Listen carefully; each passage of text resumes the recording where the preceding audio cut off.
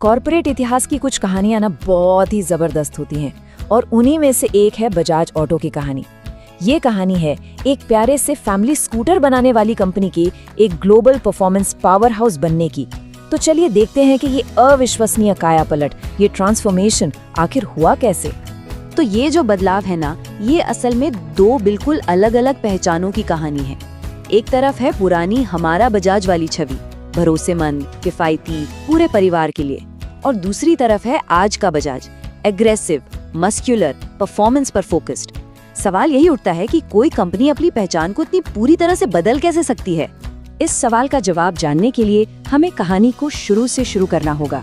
चलिए चलते हैं बजाज के उस सुनहरे दौर में जब भारत की सड़कों और करोड़ों दिलों पर सिर्फ उसी का राज था। देखिए, 1945 में जब कंपनी की नींव रखी गई तो उसका एक ही सपना था, एक ही मकसद था, आम भारतीयों को पहियों पर लाना, उन्हें किफायती और भरोसेमंद ट्रांसपोर्ट देना।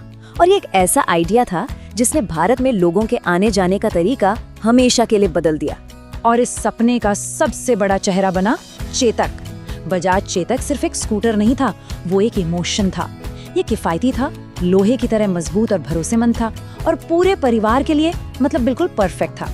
असल में इसकी डिमांड इतनी जबरदस्त थी कि लोगों को इसे खरीदने के लिए महीनों, कभी कभी तो सालों तक इंतजार करना पड़ता था। सोचिए जरा, हमारा बजाज ये बस एक विज्ञापन की लाइन नहीं थी, नहीं, ये भारत की मिडिल क्लास की पहचान बन गई थी। ये अपनेपन का, तरक्की का और एक साथ आगे बढ़ने के सपने का प्रतीक बन गया था।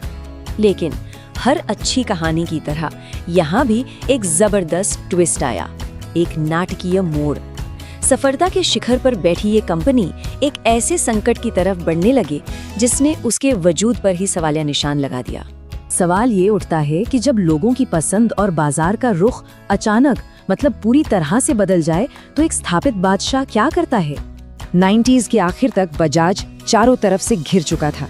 स्कूटरों का जमाना धीरे धीरे जा रहा था और युवा अब स्टाइलिश, तेज रफ्तार मोटरसाइकिलों की तरफ देख रहे थे। हीरो होंडा जैसा एक बहुत मजबूत कॉम्पिटिटर बाजार पर कब्जा कर रहा था और बजाज के अपने प्रोडक्ट्स थोड़े पुराने लगने लगे थे। उस वक्त कई लोगों को लगा कि बजाज का अंत अब निश्चित है। और यहीं से कहानी का सबसे रोमांचक हिस्सा शुरू होता है। एक ऐसा प्रोडक्ट जिसने न सिर्फ कंपनी को बचाया बल्कि उसकी तकदीर और पहचान दोनों को हमेशा हमेशा के लिए बदल कर रख दिया। इन सभी मुश्किलों का, बाजार के हर चैलेंज का एक ही जवाब था, सिर्फ एक मोटरसाइकिल। वो साल था 2001 और सड़कों पर एक ऐसी बाइक उतरी जिसने सब कुछ बदल दिया, बजाज पल्सर। ये तारीख बजाज के शानदार कमबैक की शुरुआत थी। देखिए, पल्सर सिर्फ एक और मोटरसाइकिल नहीं थी, नहीं, ये एक गेम चेंजर थी। इसने पहली बार परफॉर्मेंस बाइकिंग को आम भारतीय युवाओं के पहुंच में ला दिया। इसका वो मस्कुलर, एग्रेसिव डिजाइन उस वक्त किसी ने देखा ही नहीं था। और डेफिनेटली मेल टैगलाइन के साथ इसने सीधे सीधे उस नई पीढ़ी से बात की जो कुछ अलग, कुछ हटकर चाहती थी। और पल्सर की जबरदस्त कामयाबी ने बजाज की मूल पहचान को ही बदल दिया। जो कंपनी कल तक एक फैमिली स्कूटर कंपनी थी, वो अब भारत की सबसे बड़ी परफॉर्मेंस ब्रांड बन चुकी थी। लेकिन बजाज की कहानी यहीं खत्म नहीं हुई। उनकी महत्वाकांक्षा सिर्फ भारत तक सीमित नहीं थी, असली उड़ान तो अभी बाकी थी, दुनिया के मंच पर। 2007 में एक ऐसा फैसला लिया गया जिसने कंपनी को ग्लोबल पावर हाउस बना दिया। ऑस्ट्रिया की मशहूर परफॉर्मेंस बाइक कंपनी KTM के साथ साझेदारी। ये सिर्फ एक डील नहीं थी, इससे बजाज को वो कटिंग एज रेसिंग टेक्नोलॉजी मिली जो उसके पास नहीं थी, और बदले में KTM को मिला भारत का विशाल प्रोडक्शन और डिस्ट्रीब्यूशन नेटवर्क। इस एक साझेदारी ने दुनिया भर के नए बाजारों के दरवाजे खोल दिए और बजाज की छवि को एक प्रीमियम और टेक्नोलॉजिकली एडवांस्ड ब्रांड के तौर पर मजबूत कर दिया।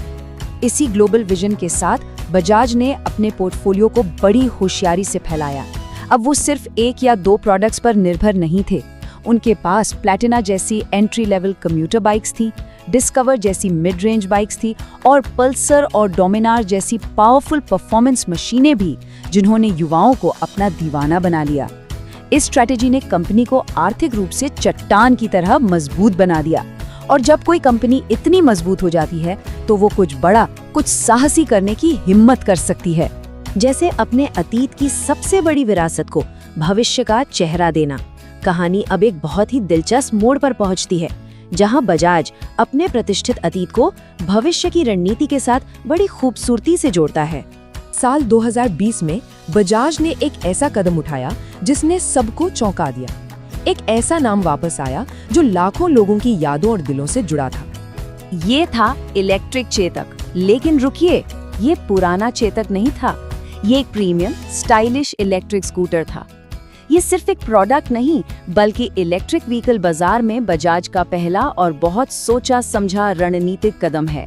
अपनी विरासत को भविष्य की टेक्नोलॉजी से जोड़कर बजाज एक नए सफर पर निकल पड़ा है। तो ये है बजाज के पूरे कायापलट का सफर, चेतक के लॉन्च और उसके सुनहरे दौर से लेकर अस्तित्व के संकट तक। फिर पल्सर क्रांति से मिली एक नई पहचान, KTM साझेदारी से मिली ग्लोबल उड़ान, और अब इलेक्ट्रिक चेतक के साथ भविष्य की ओर एक नया बड़ा कदम। तो अंदाजा लगाइए कि इन दशकों में बदलाव कितना गहरा है।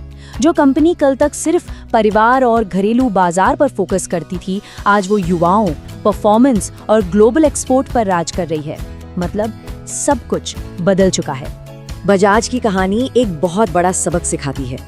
किसी भी इंडस्ट्री में कामयाबी और असल में जिंदा रहना उसी को नसीब होता है जो सही समय पर खुद को नए सिरे से गढ़ने की हिम्मत और दूरदर्शिता दिखाता है। बजाज की कहानी ये साबित करती है कि बदलाव ही आगे बढ़ने का एकमात्र रास्ता है, और ये सोचने पर मजबूर करता है कि व्यापार की इस तेज रफ्तार दुनिया में अगली कौन सी बड़ी कंपनी होगी जिसे बाजार में टिके रहने के लिए खुद को पूरी तरह से बदलना पड़ेगा।